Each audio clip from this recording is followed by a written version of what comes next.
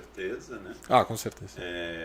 Não só em estimulação magnética, mas em estimulação elétrica, em neuromodulação. Estudo de estimulação magnética, estimulação elétrica de alguma forma já existia com a eletroconvulsoterapia, né?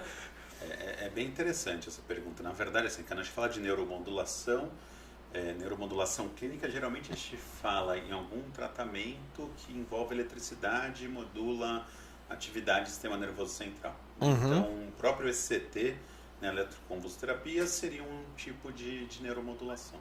Tá. E aí a gente acaba dividindo neuromodulação invasiva, não invasiva, minimamente invasiva. Que é uma coisa que também, quando a gente estava na faculdade, não existia, e depois já clinicando como psiquiatra,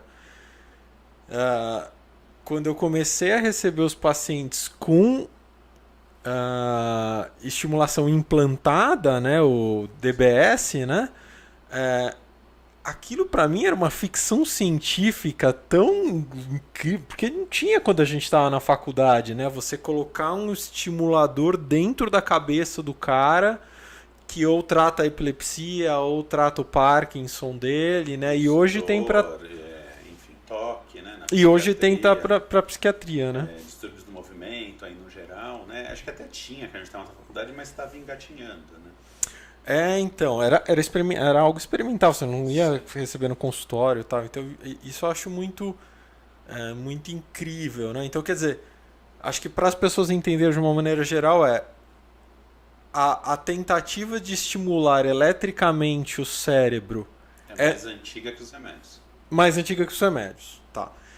Só que isso só quando a gente chega no século XXI que tem um boom de tecnologia para fazer isso de forma menos traumática, menos invasiva. O ECT aí, o boom na década de 30 e 40, aí surgiram os remédios, né? E o ECT na época não tinha anestesia, né? O que revolucionou o ECT foi a anestesia.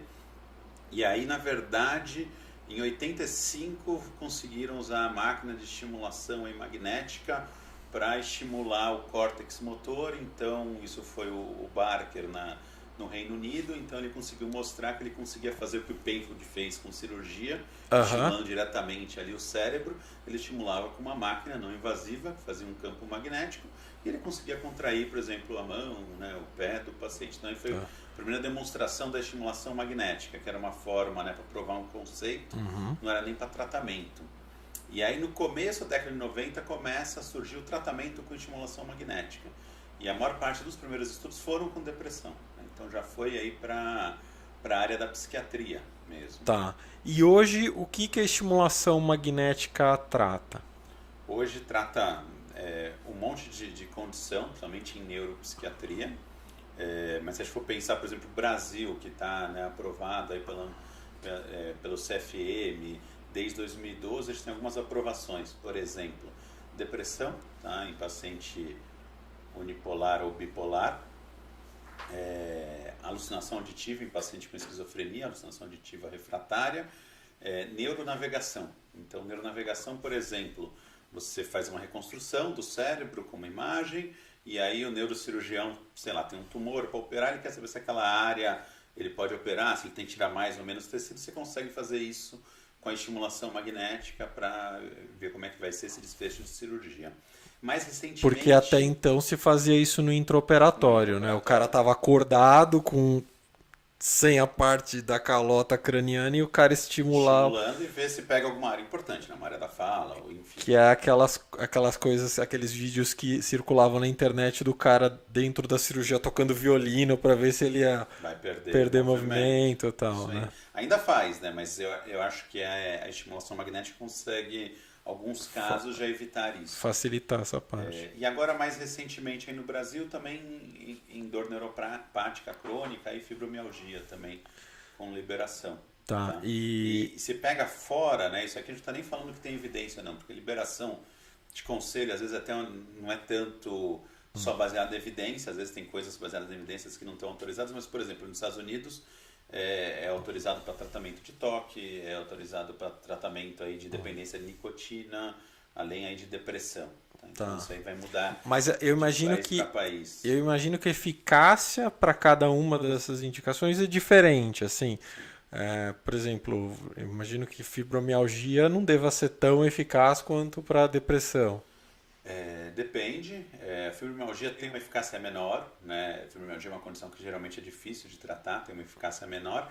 Mas depressão hoje é o que a gente tem mais estudo e tem um monte de maneiras. Porque quando a gente fala de, por exemplo, de estimulação magnética, cada vez a gente vê que é algo um pouquinho mais complexo. Então assim, a gente tem diferentes tipos de bobinas. A bobina é o quê? É onde sai o campo magnético.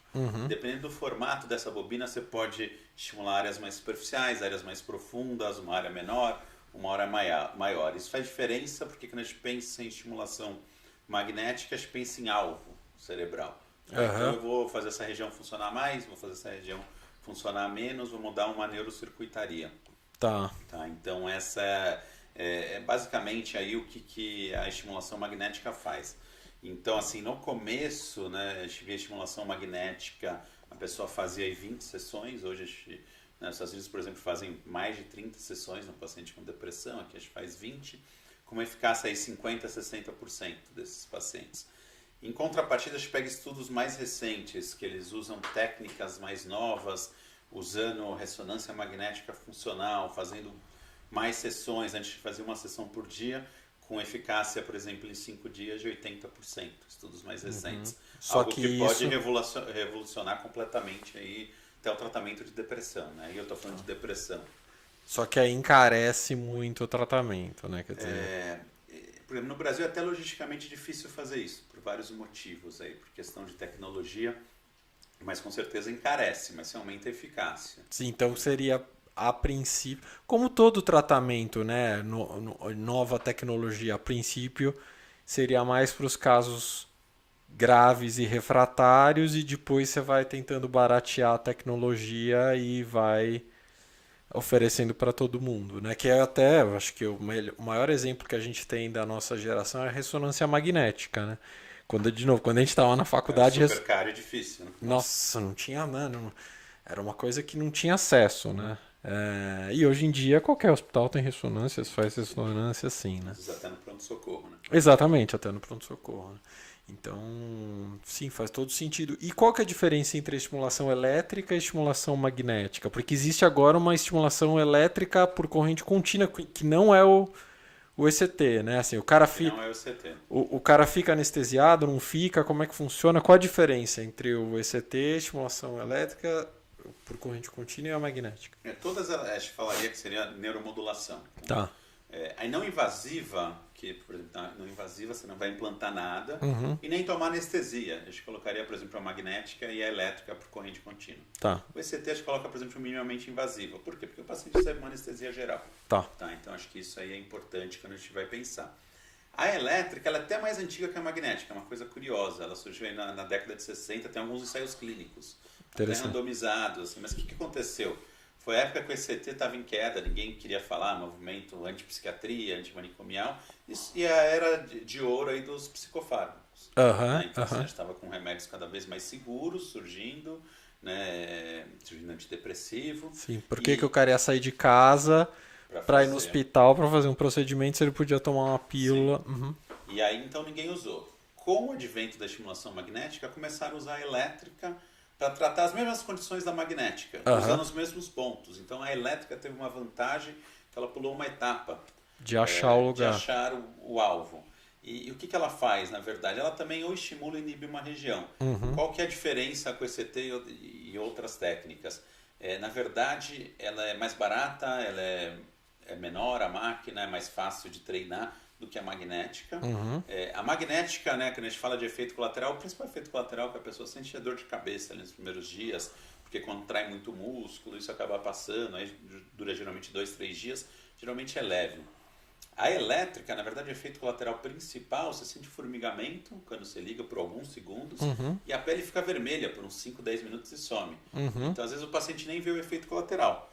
Mas a magnética tem um efeito colateral aí mais temível, que a gente fala que é raro, que é induzir uma crise convulsiva. E a elétrica não faz isso. Então, assim, não tem esse risco. E a elétrica é pequena. Então, assim, hoje a gente tem feito, por exemplo, a gente tem um projeto de pesquisa né, lá no IPQ, que a gente está fazendo um tratamento em casa, tá? Junto com um tratamento aí Então, muitas vezes online, né? Então, assim, está fazendo um ensaio clínico para ver se junto com um aplicativo online de psicoterapia, junto com a estimulação elétrica, isso daí faria o paciente melhorar. Então ele faz em casa, então é uma vantagem, por exemplo. Isso em pesquisa ainda. muitas vezes um idoso que não sai de casa, né? Sim. Agora, então eu vou pular, eu ia te perguntar de cetamina, eu vou pular porque você falou de aplicativo, né? Será que... Eu tenho uma opinião em relação a essa coisa de psicoterapia, que e que toda vez que eu falo, as pessoas, ninguém concorda, as pessoas fazem uma cara assim de como se eu estivesse falando um impropério, que eu acho que com inteligência artificial associada à tecnologia de deepfake, eu acho que uma coisa que tem utilidade no futuro é você ter um avatar do seu psicoterapeuta. Não que você não tenha um psicoterapeuta humano, é que você tem sua sessão semanal, ou enfim, com a frequência que for definida, com o seu psicoterapeuta humano, mas você tem acesso ao avatar deepfake de um outro terapeuta. 24 horas. Não, dele mesmo. Do paciente. Do terapeuta. Então, digamos, eu faço terapia com você e toda terça às 7 horas da noite eu tenho sessão com você. Você, Dr. Leandro. Mas eu tenho um acesso a um aplicativo e com uma inteligência artificial em que eu converso com você a hora que eu quiser e eu vejo você perfeitamente como eu estivesse falando com você real numa ligação de vídeo, né, por deepfake, né, da mesma forma que eles fazem no cinema, né? Existe tecnologia para isso, né? É claro que para você programar um negócio desse o custo é absurdo, mas existe já a tecnologia. Não estou falando de nada de ficção científica. Está surgindo cada vez mais, né? E não só em psiquiatria, né? Mas toda essa parte de inteligência artificial, aí, análise de Big Data, em medicina cada vez maior. E existe muito conceito, quando a gente vai falar em psiquiatria, de usar até os metadados para ver como é que essa pessoa responde. Então, o tempo que a pessoa olha para o celular, olha para o aplicativo, o quanto que anda, juntar todos esses dados. Né? Então, tem esse conceito de você usar tudo isso para talvez pegar um dado, ver se ela vai estar melhor ou pior da depressão. E o futuro, acho que até tratar. Né? Então, ele já está piorando depressão, outra vez que aconteceu isso. Eu acho que isso é o futuro. Acho que ainda não existe isso na prática, que eu acho que isso precisa aprimorar. Mas eu acho que é algo bem possível. Mas as pessoas têm uma resistência gigantesca. Toda vez que eu falo isso para alguém, a pessoa me olha assim como se eu estivesse falando um absurdo, assim. E todo mundo fala: não, obrigado, Renato, eu vou querer continuar com a terapia só. Eu espero a semana que vem, eu não quero falar com o seu avatar, né? E eu achei isso incrível, né? Porque talvez seja... tem uma questão de preconceito, e acho que é muito de não entender como é que a coisa funciona. Né? Eu não sei também, tem a experiência, né, da relação humana, né, de estar próximo, né? Eu acho que isso talvez seja, né, não tenha como substituir. Sim. Mas isso pode ser um auxílio a mais. Né? Com certeza, é uma baita ferramenta a gente entender, né? Entendendo cada vez melhor como as coisas funcionam, né? Mas acho que tudo que é novo, as pessoas têm preconceito, né? Tem, né? Medo. Não, e você vê essa coisa hoje do metaverso, né? Das pessoas terem avatar, e já tem uma proposta do avatar ser imortal, né? Então você cria um avatar seu no metaverso, e se você morrer ele continua lá, né? Então a gente vai cada vez mais lidar com essa ideia, né? Eu até tenho uma dúvida que eu nunca acabei tendo tempo de me aprofundar. Toda vez que tem uma reportagem sobre esse assunto eu leio a reportagem, mas é sempre muito superficial, sobre a Neuralink. Você sabe como é que funciona a empresa do Elon Musk? Porque eles trabalham com um chip, né? Com implantar e neuromodular, né? Eu não sei o detalhe de como é que ele faz isso. Mas é uma empresa exatamente disso, né? De controlar a tecnologia por pensamento, né? hoje assim, a tecnologia avança nisso, né? Então, eu acho que isso a gente vai ver acontecer. Né? É, muito interessante. E tem até, tem até um projeto que eu vi uma vez que eu achei muito interessante chamado Open Worm, que era a ideia de você fazer um circuito, executar ações e aprender sem programa. Então eles montavam um robô com uma circuitaria que emulava a circuitaria neuronal de uma minhoca.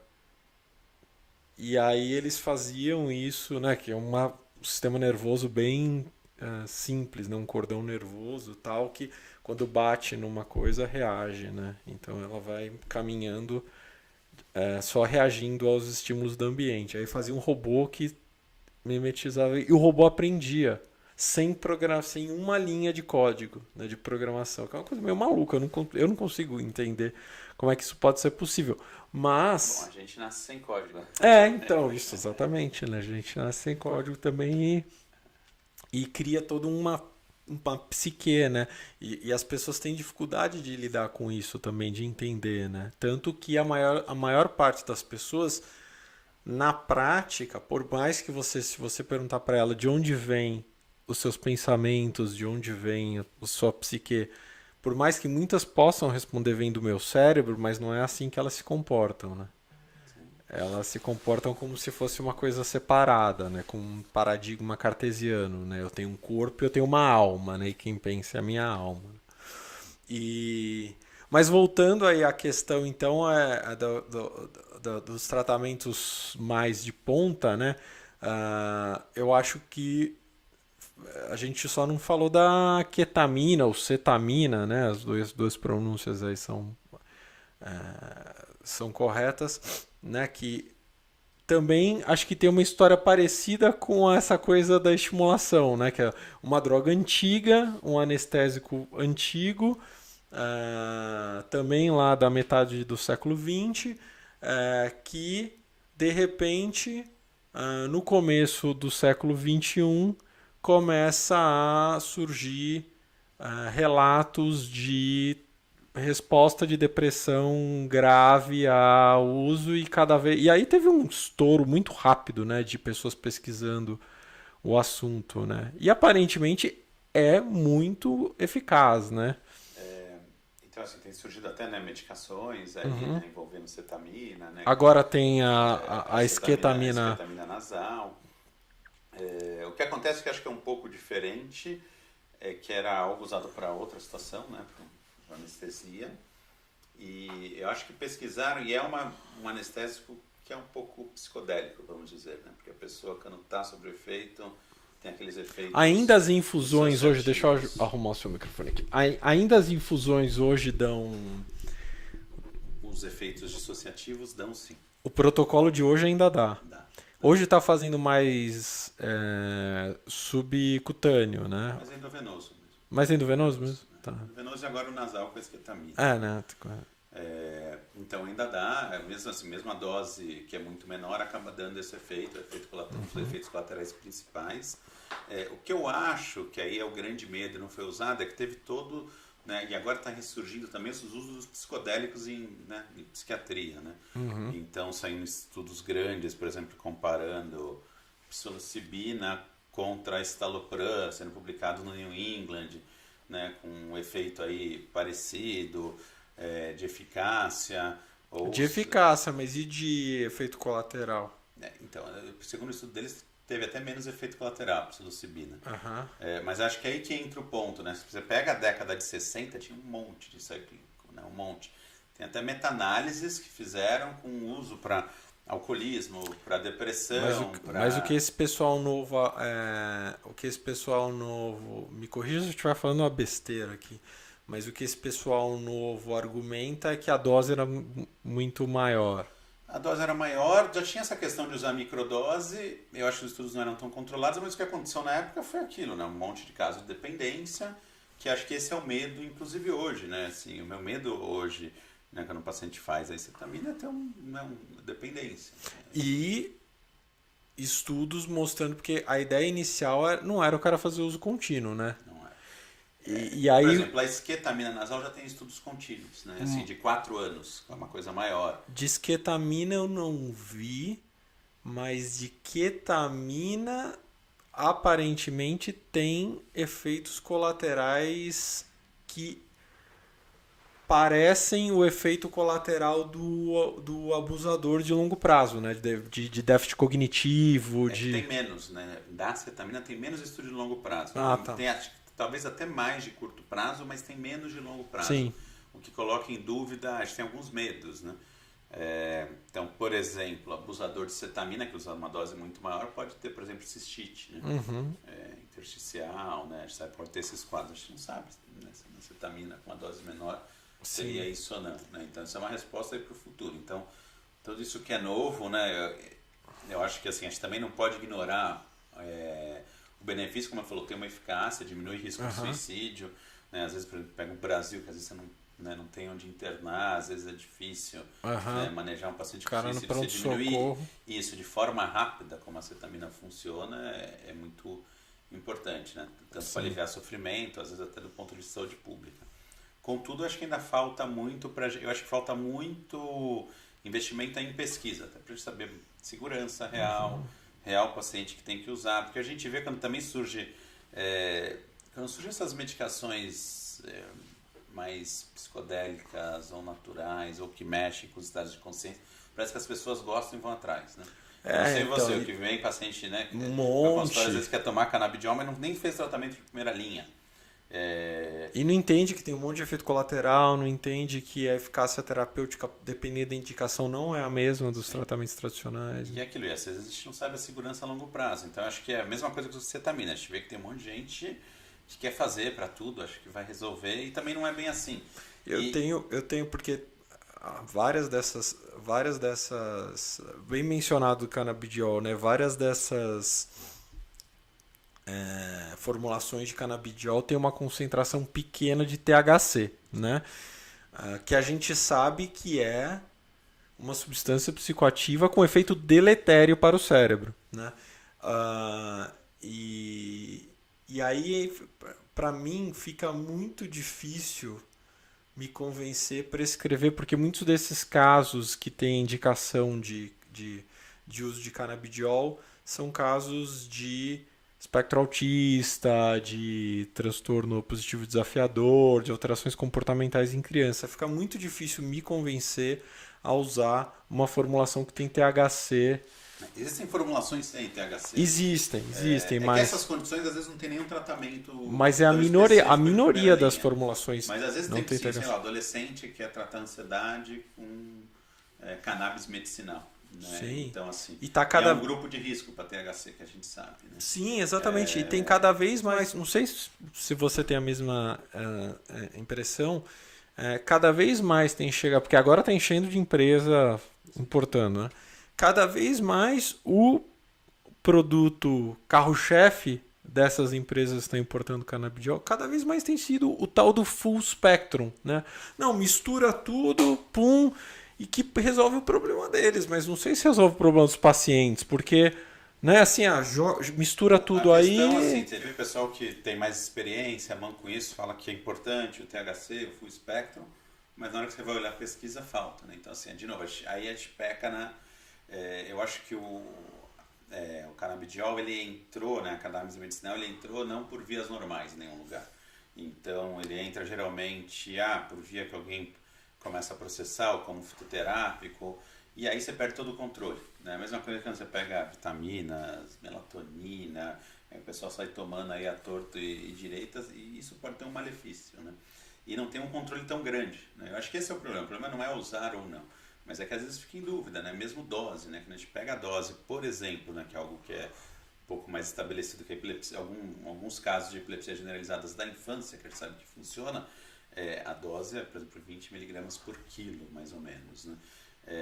Se for transpor isso para um adulto, tem muito desses que compram para ele, a pessoa vai usar 2 frascos por dia, sai um custo 15, 20 mil reais. Aqui aí na prática não, mas eu uso 2 gotinhas e fico bem. Pode ser que funcione. Será que funciona? Será que é um efeito placebo? Será que... estudo, então, né? porque assim, a gente não tem... E como é caro, é muito difícil, vou pedir dinheiro para uma agência de fomento para fazer um ensaio clínico. Fica muito caro, né? Eu acho que a indústria, e como ela não foi obrigada a fazer, né, agora algumas empresas estão querendo fazer pesquisa séria para isso. Entrou pela porta dos fundos, Entrou né? pela porta dos fundos, mas para ter na farmácia agora tem que ter estudo no Brasil, assim, sem ser esse que importa. Então isso tem feito algumas empresas investir para fazer pesquisa. Que eu acho que o caminho é ir. Porque usam para tudo, né? Obviamente não vai funcionar para tudo. E obviamente vai funcionar para várias situações em psiquiatria. Sabe que é um psicotrópico, né? Que tem várias ações aí que, né, provavelmente vai melhorar a ansiedade. Mas de novo, né? Ver segurança, dose, para quem. Mas será que esses pacientes não vão ter mais recaída no futuro, né? Porque muitas vezes a gente vê, por exemplo, com inibidor de recaptação de serotonina e com outros antidepressivos, quando você vai tratar um paciente com com um transtorno de ansiedade, por exemplo, podemos botar aí que metade não tem mais nada, né? Segue bem a vida, a outra metade aí vai ter de novo, porque tem uma genética para isso, porque vai passar um outro momento estressante da vida e vai ter uma recaída no futuro, né? Será que isso acontece também com o canabidiol, né? Quer dizer, a gente não sabe. Déficit cognitivo? Não sei. Né? Então a gente não sabe, mas fica aquela propaganda que é até uma propaganda que vem do tráfico, né? Que é de, é natural, né? Não causa problemas, tal, né? Sendo que, né, isso eu falo constantemente no consultório para os pacientes que têm transtornos recorrentes e têm que fazer uso continuado de antidepressivo, né? As coortes que a gente tem, principalmente de países escandinavos ali, né, no norte da Europa ali, as coortes que a gente tem de paciente tomando, principalmente inibidor de recaptação de serotonina, acompanhado por décadas, né? Os caras não têm absolutamente problema nenhum, né? Então, muito seguro. Né? Tudo que é novo também é isso, né? A gente não sabe, né? A gente vê casos de várias medicações, né, que dão efeito, né? O Vioxx é um clássico, né? Mas outros, né? Que a gente tem visto. Teve a reposição hormonal em mulher, que primeiro... falando que era 2, né? Aumenta a chance de câncer agora, né? Surgindo coisas assim que a gente só vai descobrir às vezes em década. O que eu acho que também não pode ir para o outro lado, como eu falei, né? Essas síndromes epilépticas da infância, que, legal, você vai ajudar a tratar. Meio que foi, né, os familiares usando para depois virem os estudos. O que eu acho que é isso, acho que precisa ter os estudos. Né? Também a gente não virar a cara, mas também não sair abraçando sem ter tanta eficácia. E algumas coisas têm surgido, canabidiol. Algumas a gente não sabe ainda. Né? Que foi. No Brasil tem cada coisa, né? Você me lembrou agora dessa coisa de fazer tudo na carteirada, de fazer tudo na empolgação. Aquela fosfolamida, né? Isso. Né, a tal da pílula do câncer, né? Um monte de gente tomou aquilo e morreu, porque não tinha eficácia nenhuma. E foi aprovado na carteirada, né? Não, isso é muito, né? É uma coisa... bizarro, assim. É um crime, né? Se fosse... Ou mesmo o canabidiol, tem gente aí que está conseguindo que o convênio pague o canabidiol, né? Eu acho que fica uma situação... Um tratamento sem a eficácia para que ele fiz. Sem evidência nenhuma, assim, algumas situações sem eficácia, que é ambulatorial e o convênio pagar, né? A gente começa a pensar, né? Se aumenta o custo em saúde no geral. Né? Isso, exatamente. De algum lugar o dinheiro tem que sair, né? Então quem que está pagando essa conta, né? E... Cara, excelente. A gente esqueceu de algum tratamento desses demais do futuro? Eu acho que assim, até voltando um pouco na estimulação magnética, por exemplo, esse ensaio clínico que eu falei, que é do pessoal de Stanford, que conseguiu uma taxa de resposta maior que a CT, maior que tudo, em 5 dias, e eles personalizaram. O que eles fizeram? Eles fizeram ressonância magnética funcional para ver conexão de algumas áreas cerebrais que estimula com outras associadas à depressão. Ou seja, eles meio que personalizaram o tratamento também. E eu acho que talvez o futuro vá um pouco para isso. Né? A gente pensava em personalizar às vezes com exame genético, mas talvez pensando no nosso caso, que é psiquiatra, talvez seja ressonância magnética funcional mesmo, sabendo algumas coisas. Até falando da parte de genética, né, os pacientes vêm pro consultório muitas vezes com expectativa muito grande em relação ao teste farmacogenético, né? Ele acha que ele vai fazer o teste genético e que aquilo vai determinar exatamente qual medicação que ele vai tomar e ele vai ficar bom, né? E é muito longe disso, né? É um teste que mais vê... Ele vai ver mais a metabolização, né? Ele vê outras coisas hoje, mas vê mais a metabolização, mas ele é um guia, né? Ele ajuda. Uhum. E tá teste caro também, né? É um teste caro, tá barateando. Mas quer dizer, não é imprescindível, né? Assim, a maioria dos casos dá para você medicar muito bem, ter uma boa resposta se sem... fosse barato, talvez eu tivesse usar muito mais. Se fosse barato, pedia para todo mundo. Por exemplo, nos Estados Unidos, convênio cobra. Às vezes eu peguei um paciente que veio de lá e fez 3 vezes o teste em lugares diferentes, eles nem perceberam. E obviamente é o mesmo resultado. Teste genético. Mas lá, por exemplo, é muito mais barato, o convênio cobrindo, talvez a gente fosse usar mais. E na Europa, né? Vários lugares da Europa também 60, com populações específicas, né, tipo asiáticos, que podem às vezes metabolizar. A gente foi aquele congresso que a gente foi lá na Dinamarca lá, quantos anos faz isso? 4, 5 anos? Foi pré-pandemia, né? 2019. Foi pré-pandemia. E aquele congresso que a gente foi, eu me lembro de ter conversado com um local lá, com um médico local lá, que ele falou que lá era tipo 60, 80 euros e que o resto do custo era custeado pelo convênio, né? Então que era bem acessível lá, né? Mas realmente, com certeza, se fosse barato, provavelmente a gente ia pedir mais. Pedir para todo mundo, porque você não ia pedir para todo mundo. Você pede hemograma, você pede hormônio de tiroide. Pode ser que ajude ou não, mas se torna um guia. Né? O hormônio de tiroide, E é isso, né? Acho que ficando mais barato, a tecnologia você usa mais. A tendência é usar mais, né? Você tem alguma... Eu tenho uma expectativa muito grande em relação à terapia gênica. Eu acho que você infectar as células do paciente de modo a corrigir qualquer defeito genético que ele tenha, né? Corrigir qualquer característica que ele tenha, me parece uma coisa, pelo menos pelos estudos de bancada, factível, né? Eles conseguem fazer isso, né, em modelo experimental, e eu acho que tem uma baita campo clínico aí. Eu acho que sim, a não ser na nossa área, né? Porque o nosso é muito difícil, né? A gente pegar genes, né? Acho que é multigênico, né? Nossos transtornos e toda a relação aí com o ambiente, toda a relação, principalmente de epigenética, né? Então eu acho que a gente não sabe fazer isso. Eu acho que faz sentido, mas eu acho que ainda vai um tempo, porque até pra gente entender, sei lá, muda aquele gene, mas dá um efeito colateral muito mais grave também, né? Porque geralmente pode estar fazendo uma proteína que é importante para outro lugar. Eu acho que doenças genéticas talvez seja o primeiro lugar que a gente vai ver isso, né? Doenças genéticas mais clássicas, vamos dizer. Não tão multigênicas quanto os transtornos mentais de uma maneira geral, né? E aí tem toda a questão da epigenética, né? Que não é só você ter ou não ter o gene. Se o gene está ativado ou inativado. Não, e o que faz isso? Qual a implicação Mas disso? acho que algumas doenças aí realmente, né, monogenéticas, que são mais simples, né, entre aspas, talvez vá. Em contrapartida, essas doenças são mais raras, né? Então às vezes é mais difícil testar a hipótese também. Tá. Tem um pano de fundo para o que a gente está conversando, que eu acho que é a questão filosófica. Assim, eu vi uma entrevista recentemente com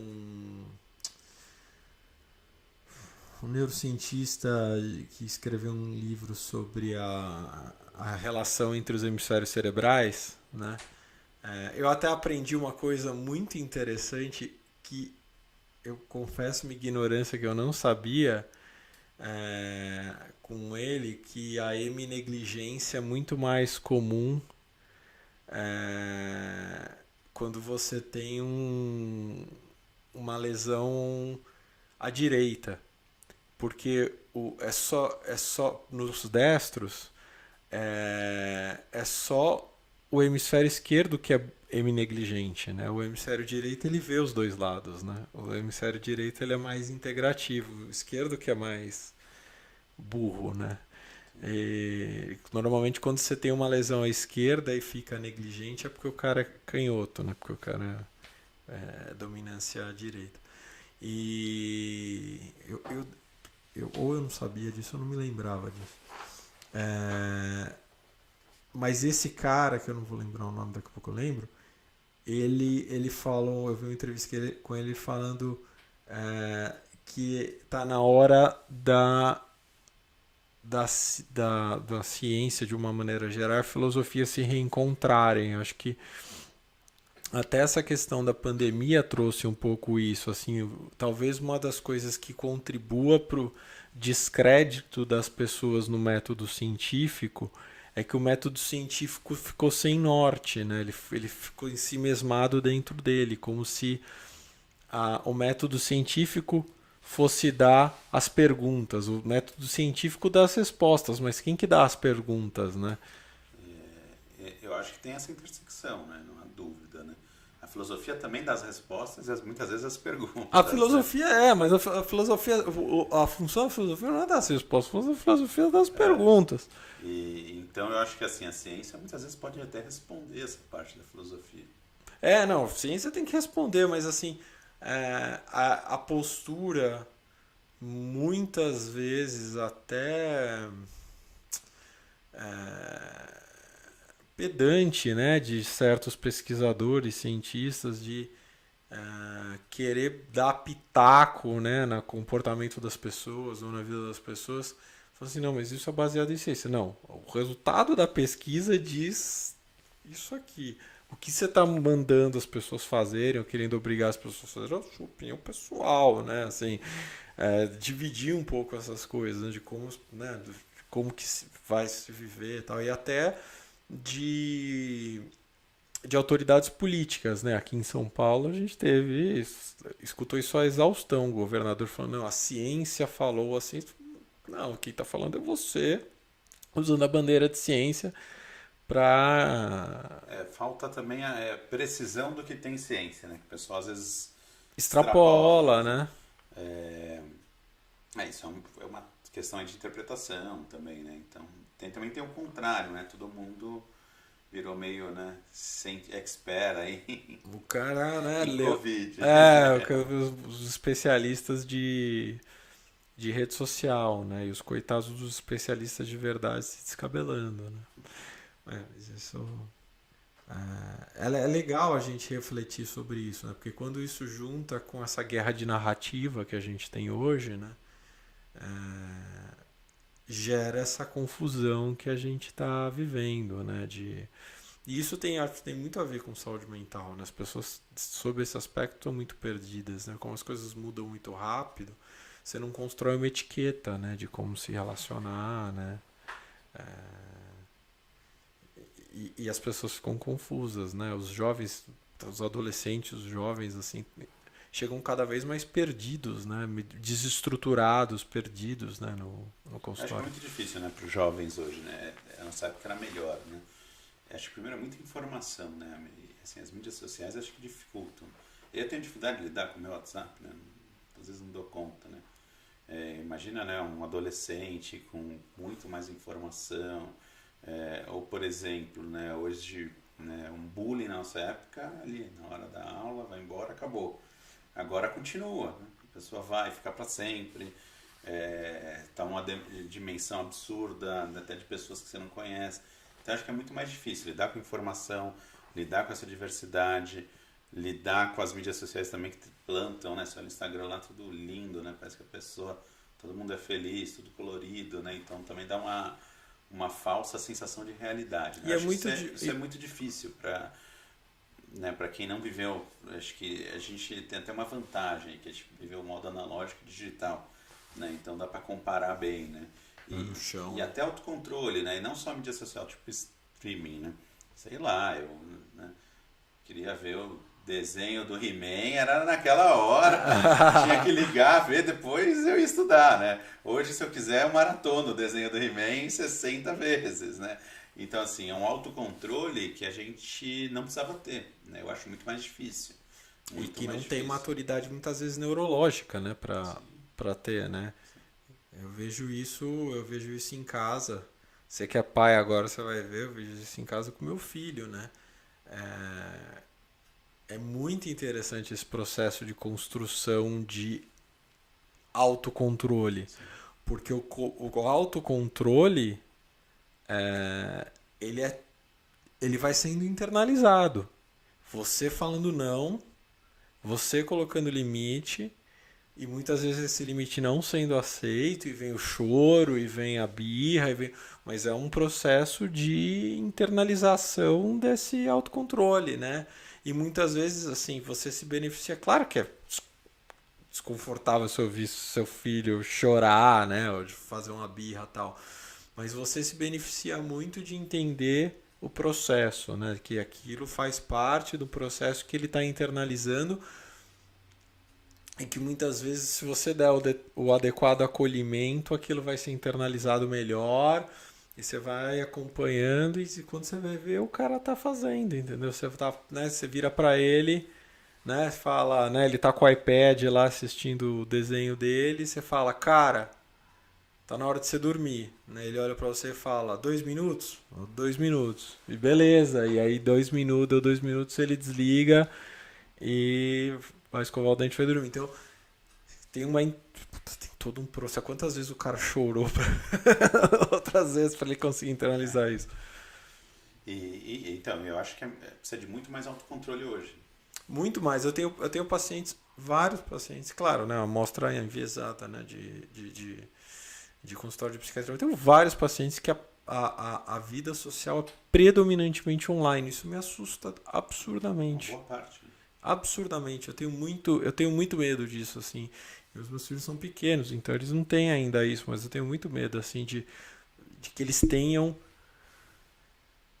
De que as mídias sociais sejam uma ferramenta para amplificar ou para incrementar a vida social concreta deles, né? Que eles entendam que precisa ter um alicerce concreto, porque senão a coisa fica assim, fica insalubre, né? Fica muito insalubre. Né?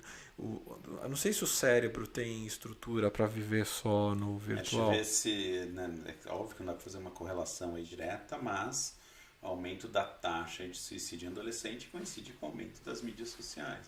Né? Não dá para fazer uma causa, assim, mas E eu acho que é ninguém um. conseguiu, e ninguém conseguiu explicar, né? Mas eu Porque acho que é isso, acho que foi uma são época, vários fatores, né, foi que uma são época de envolvidos. estabilidade econômica muito grande, e a crise lá de 2008 aparentemente não teve uma, um pico por causa daquilo, então, e tirando aquela crise lá do subprime, lá não teve, né? Foi uma época de bastante estabilidade econômica, né? E de fato, assim, a única coisa que parece É, ter acompanhado e que aumentou e não diminuiu, né? Aumentou e ficou alto, né?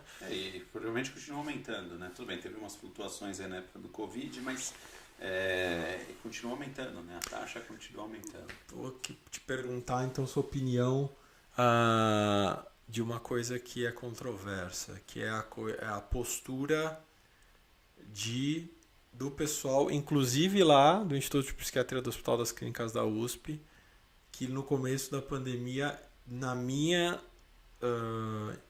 opinião, e eu me posicionei publicamente em relação a isso, foram muito apressados em precocemente dizer que a pandemia não estava associado a um incremento de transtornos mentais e aparentemente pelos dados que saíram no ano seguinte, em 2021, não era bem assim, quer dizer. Eu acho que isso depende, na verdade. É que teve um estudo, né, feito, na verdade, né, o IPQ, em colaboração com o pessoal do ELSA também, que é uma corte enorme, né, né, maior corte brasileira. E aí você tinha dado prévio da pandemia. Né, e, na verdade, não houve uma piora nesse público. É óbvio que esse público é um público enviesado, porque são geralmente funcionários da USP que tem, por exemplo, está fazendo home office, mas continua recebendo. Estabilidade. Não são tanto extremos de idade, então tipo idosos e adolescentes. Mas tem muitos estudos que mostraram que em alguns ambientes, por exemplo, na época saiu também estudo em inglês, dinamarquês, as pessoas estavam melhores também. Uhum.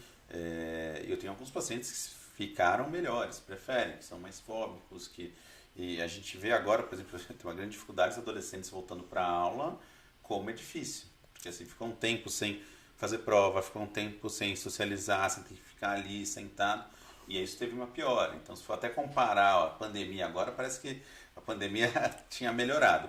O que eu acho, que aí você vai analisando isso tudo, eu acho que tem grupos de risco que se beneficiaram e grupos que pioraram. Tá?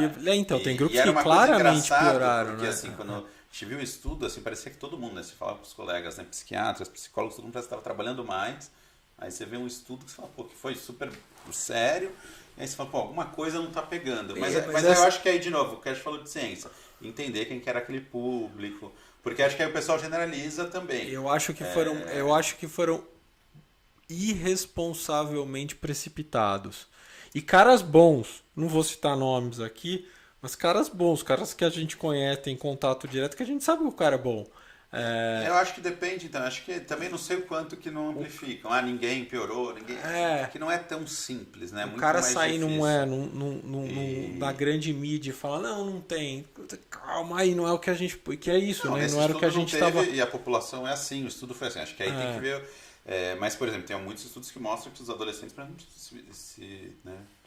o Wagner beneficiaram. E tem lugar que falam que idosos ficou bem, alguns tipos de idosos. Sim, foi paciente com toque ficou mais aliviado, por exemplo, porque começa a ter, né, você começa a validar um monte de comportamento aí de gente. Então, eu acho que na verdade não é tão simples, precisa ver aí grupo a grupo. O que ficou muito controverso foi aquela questão do suicídio, que parece que não aumenta na pandemia, né? Como não aumenta em tempo de guerra, talvez a pessoa, que aí acho que entra aquela questão. A pessoa às vezes vai pôr, né, que a gente fala, né, crescimento pós-traumático, né? Então a pessoa até vê às vezes um sentido para a vida numa situação dessa. O que eu acho é que não é uma situação que dá para falar piorou, aumentou. Na verdade, acho que tem grupos que pioraram, grupos que realmente melhoraram e grupos que ficaram melhores, né? Eu tinha algumas vantagens, eu sinto falta de algumas coisas da pandemia, tipo o trânsito, né? Que agora São Paulo voltou. Eu chegava no meu consultório, se tivesse que ir pro ar, chegava em 15 minutos. Nunca mais vai acontecer isso na minha vida, né? De pegar esse trânsito. Isso era muito bom. Só que em contrapartida, né? Eu acho que aí tem uma vantagem, né? Eu gosto do que eu faço, sendo médico, eu saía para trabalhar, ver paciente. Então, assim, na prática, né? Eu estava trabalhando, eu estava saindo. Então, eu tive pouca restrição e ainda melhorou porque eu tinha menos trânsito, né? É lógico, né? Se eu quisesse sair para, né, jantar, estava fechado, tem que pensar nisso, né? Um limite. Mas acho que é muito caso a caso, né? Sim. E o pessoal sai lacrando, assim, acho que não foi legal. Eu acho que o problema é a lacração, é entender. Pô, vamos entender o contexto, mas por que deu isso? O Wagner Galvão Dermato, lá do HC, veio aqui no podcast algumas semanas atrás e ele deu um exemplo que eu achei maravilhoso, que ele falou que uma vez uma rede de televisão grande virou para ele e falou, você pode dar uma entrevista aqui? Eu falei, claro, qual que é o tema da entrevista? Aí eles falam assim, os perigos do shampoo, tipo, era uma coisa assim, tudo que o shampoo pode te causar daí ele falou assim, ele recusou, né, a entrevista, falou, não achei legal o tema tal, não sei o que, né, e o comentário dele assim, exatamente, eu como dermatologista, qual que é a minha função, né? Função é de informar, função é de educar. Minha função não é aterrorizar as pessoas sobre o que pode acontecer. Depende, né? Você tomar o shampoo, talvez seja bom, né? Pô, vou pegar aquela coisa que é 1 em 1000 e ficar falando na televisão para todo mundo ficar com medo de passar shampoo, né? Não é exatamente essa função dele, né? Eu acho que a gente está, né, chegando quase batendo 1 hora aqui de conversa. Cara, conversa boa é isso, né? Passa assim. E mais uma vez eu queria te agradecer ter vindo, cara. As pessoas que estão assistindo a gente, vocês não sabem o que é o nível de um pesquisador que nem o Leandro, assim. Então é uma verdadeira honra ter você aqui. Super obrigado. Obrigado. E eu acho que a gente falou das coisas, né? Das coisas principais, talvez uma das coisas juntando 2 coisas que a gente conversou, que era a coisa da psicoterapia, né? Então muita gente faz terapia, muita gente procura terapia, muita gente tem essa dúvida. Pô, eu faço, né, assim, você deve receber essa pergunta à torta à direita.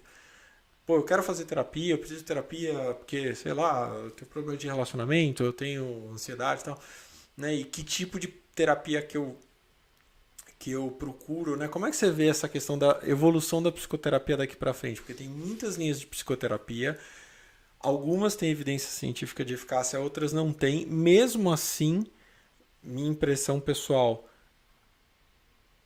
a eficácia da psicoterapia ainda depende muito mais da habilidade do terapeuta. Tem terapeutas de modalidades que não têm evidência científica, mas que são excepcionais psicoterapeutas, e terapeutas de linhas que têm ampla evidência científica de eficácia, mas simplesmente não são bons terapeutas. E agora a gente até há pouco falou sobre aplicativo, quer dizer, de repente o cara está fazendo um aplicativo, não tem um ser humano ali e está melhorando, né? Como é que você vê isso? Então, terapia, eu brinco que é muito parecido com cirurgião, né? Você pega a taxa de X cara operar o cérebro, né? 20% sobrevive, o outro é 80%, né? Quando você pega a média, sei lá, é 40%.